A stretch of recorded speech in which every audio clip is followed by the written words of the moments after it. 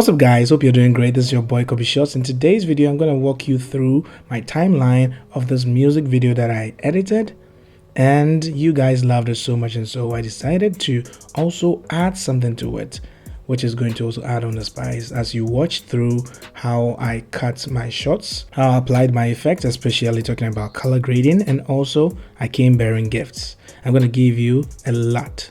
That's the base LUT of what I use for this particular music video, and it's actually customized by myself. And so if you love it, please check down the description below where you can find a link that leads to the LUT. But before then, watch through to the very end and enjoy. Don't forget to subscribe. Alright, so in every music video that I edit, what I make sure of is that my sequence is actually set to 4K, right? So actually it's RE Cinema, and my frame rate is always at 30 frames per second. You can choose to edit in a 24 frames per second timeline or sequence if you wish, but this is a personal preference. I go with 30 frames per second, and I think I like how the flow goes, and basically that is that. So what I do every time is that after my timeline is created, I make sure that my first set of shots, which is the intro, is captivating enough for someone to stick and stay throughout to the end of the music video. So this is what I do every time. You realize that the shots that I pick over here are really quick ones, right? So if I play through, I'm gonna send, change to the next shot, change to the next shot, just like that, and just like so. So this is basically what I do every time to ensure that I have a very captivating intro to every project, especially with music videos such as this one. All right, so when I'm cutting my shots, I make sure that my footages are actually individual. I don't place one over the other from the initial stages, because I place a whole sequence down here like you're seeing right now, all the way through if it's a performance shot. Then I place on top of it some b-rolls to make it make sense. All right, so the base footage or clip is a full performance shot to the point where I hit the recording button to stop recording, and shoots through all the way. So what you notice is that I place on top of it, just like Tetris, my footages and the clips, including some performance shots as well. If you look at this particular clip over here, it goes all the way to this point, so it's just a cut in like that, and basically that's what I do. So speaking of audio, I place the audio always on the second track, just to give some space allowance to the V1 track and the A1 track, right? So that it looks a little bit separated for more room, and that's also another preference that I find personal, because that's how I work.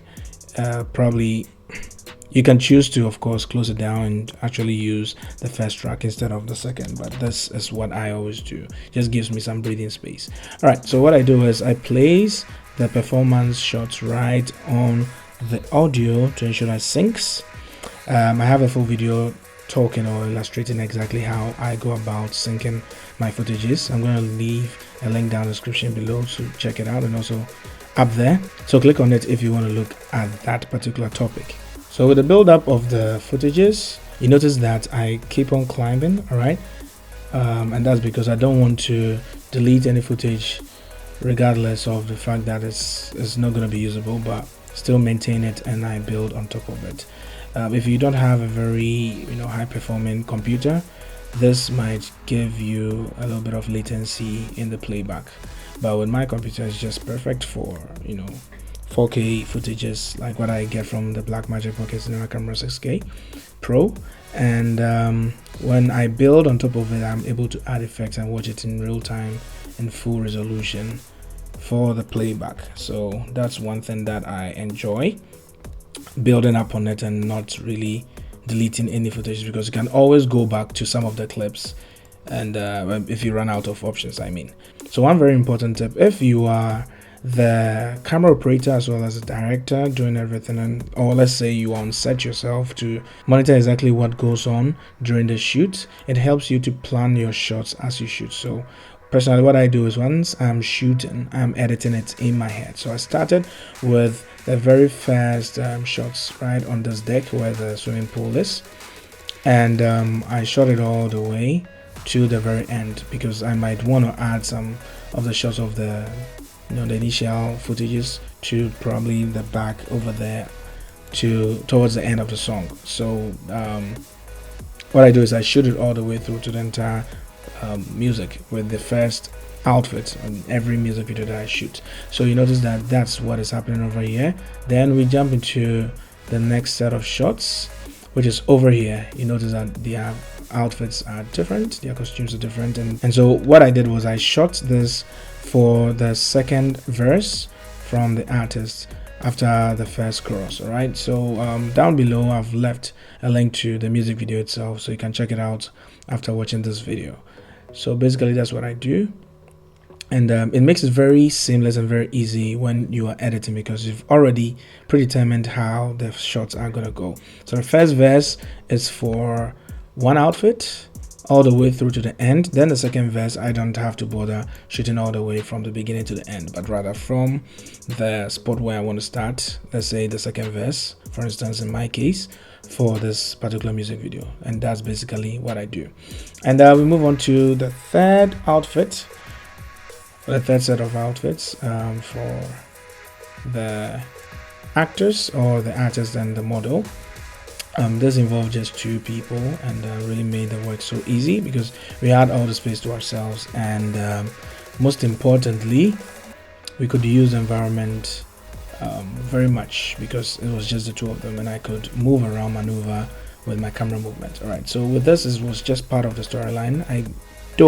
Though I did a little bit of performance over here, but it wasn't used as much, so it was just a bit of a portion in the music video. So as I'm shooting, I'm planning whatever it is that I'm going to be doing on the bench during post-production. Okay, so just like so. Then we move on to the last set of outfits, which is right over here. So you realize how I've segmented the shots with their outfits according to the particular part of the music or the song. So this is actually the last part, which is just the chorus being sung by the artist all the way to this part.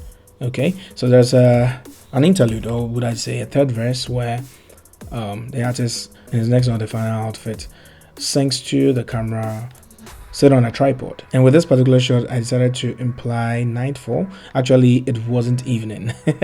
We finished this way before night fell, but we closed down all the windows, blinded it up, and made sure that the place looked like it was in the dark. All right, so this music video implies that it was shot the entire day, and as time passed, as the outfits changed, we also look into how to dress the indoor part of things and also make it look like they are actually conforming to time within one space in a day. All right, so yes, with the style, you notice that what they are wearing have blue in it predominantly, a bit of green, and so the lighting that I used also suggested that, and it gave it more synergy with the shots. So these are all B-rolls sitting on top of the performance shots over here, and at the end we close down the shutter or the curtain, and that's basically how I edit. But looking at with the text, you can choose wherever you want to put it, or the graphics. I decided to bring mine right at the beginning. The artist gave me his labels logo as well as the title of the song, how he wants it written, his name, and everything appeared just like so. So in the beginning, I just added some ambience, especially to the environment, because this location sits right next to the beach, and with the model wading through the water with her legs or playing around with it, I also add some sound effects. I didn't actually pick the audio that you hear in the music video on set. I rather added some Foley. Okay, and the song starts with my production's logo, and that's basically it. And of course, not forgetting my signature logo. Okay, so basically these are the graphics that I added. I didn't necessarily add any effects in terms of transitions and all. It was just hard cuts like that because the song gave me that feeling, and I realized that it really worked well with that. So it's just hard cuts, no cross dissolve, nothing whatsoever, not even the simplest of any transition, but I used just hard cuts and it just worked perfectly well. Okay, so yeah, basically that is it. And also, to add to everything that I've said, most importantly, I am giving you the base LUT, or the base color grade for this. And what you have to ensure anytime you're shooting is you need to make sure your lighting is perfect, because if you're going to be using LUTs, most of the time when you're using a software like Premiere Pro, you don't have so much flexibility, unlike when you're using DaVinci Resolve. But in a situation like using Premiere Pro, which I did with this particular music video, I made sure that I had it lit well. So you plan way ahead before you shoot, so that once you get over on the bench to edit, everything works perfectly well and smooth. All right, so yes, check down the description below for the LUT and tell me what you think. I hope you love it, and yeah, keep on shooting.